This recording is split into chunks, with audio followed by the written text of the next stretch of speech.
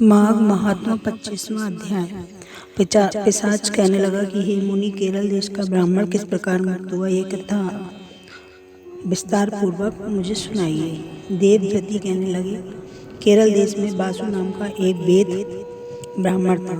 उसके बंधुओं ने उसकी भूमि छीन ली, जिससे वह निर्धन और दुखी होकर अपनी भूमि जहाँ वो पैदा हुआ था त्याग कर देश विदेश में चला गया। किसी व्याधि से ग्रस्त होकर मृत्यु को प्राप्त हो गया। उसका कोई बांधव नहीं न होने के कारण उसकी अंतिम वैदिक क्रिया नहीं हुई और न ही उसका अंतिम संस्कार दाह संस्कार किया गया। इस प्रकार क्रिया के लोप होने से निर्जन वन में प्रेत होकर चिरकाल तक, बहुत समय तक फिरता रहा। शीत ताप भूख प्यास से दुख से हाहाकार करता हुआ वह नंगे शरीर रोता फिरता था, परंतु उसको कहीं संतति नहीं दिखाई देती थी।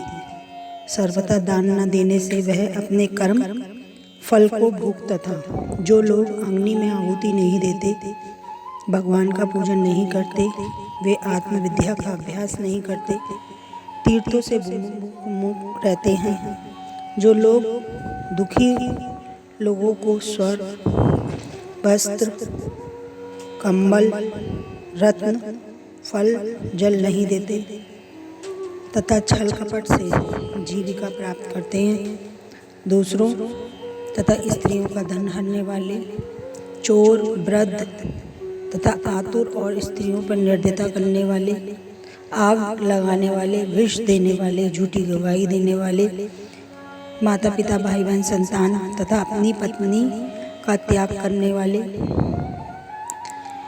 सब तीर्थों में दान लेते हैं, पालन करने वाले, स्त्री को त्यागने वाले, गौर तथा भूमि के चोर, वेदों की घोर निंदा करने वाले,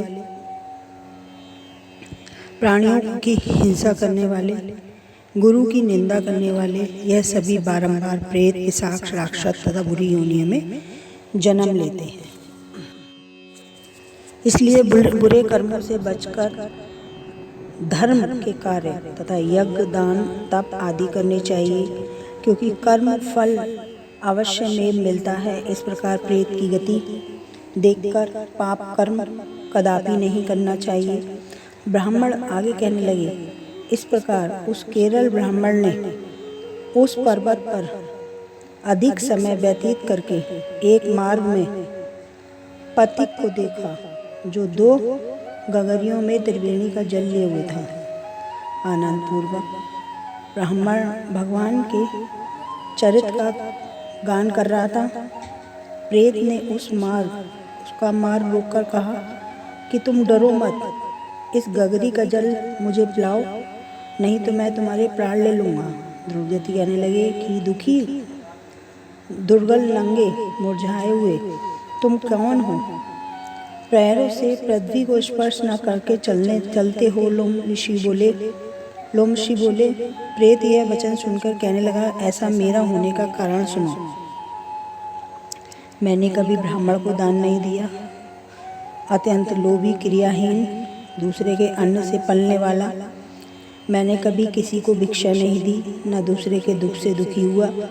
प्यासे प्राणियों को कभी जल नहीं पिलाया।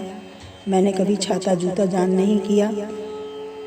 मैंने किसी को जल का पात्र, पान या औषधि नहीं दी। न मैंने अपने घर में कभी किसी अतिथि को ठहराकर उसका सत्कार किया।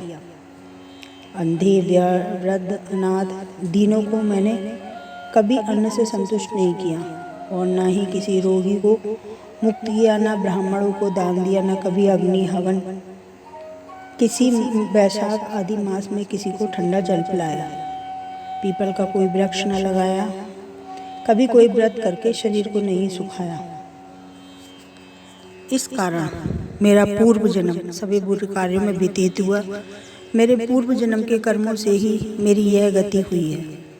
भेड़िए से बचा हुआ मांस, जंतुओं से खाने से गिरे हुए फल, वृक्षों पर लगे सुंदर फल, झरने, सुंदर सब ही मिलते हैं, परंतु देव इच्छा से मैं कुछ नहीं खा सकता। सर्प की तरह केवल पवन भक्षण करके जीवन व्यतीत करता हूँ। बुद्धि, बल, मंत्र, पुरुषार्थ से लाभ, हानि, सुख दुख, विवाह, मृत्यु, जीवन, भोग, रोग, वियोग में केवल भाग्य ही कारण होता है। क्रूर, मूर्ख, निंदित तथा परम से हीन मनुष्य भी भाग्य से ही राजा भोगते हैं।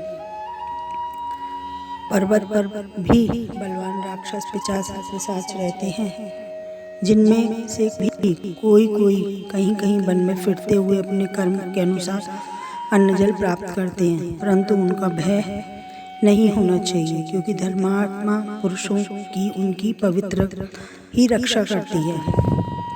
यह पिशाच आप जैसे भक्त की तरफ आंख उठाकर भी नहीं देख सकती।